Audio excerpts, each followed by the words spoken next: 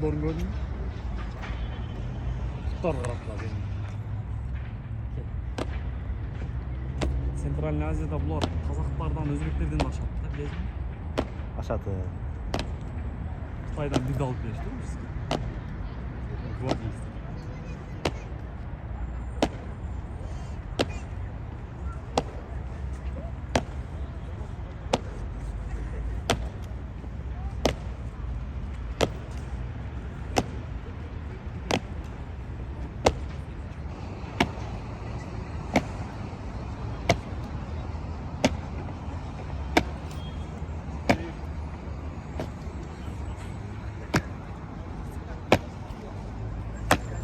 Çalıcılar.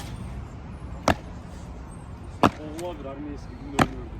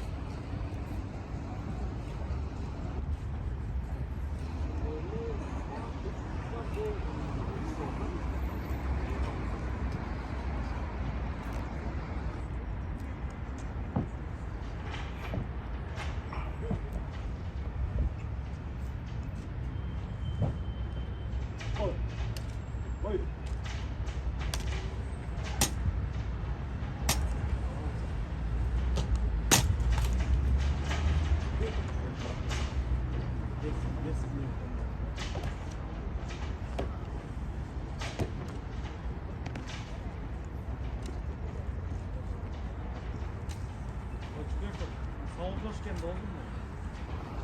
Arda? Gözü kaldı.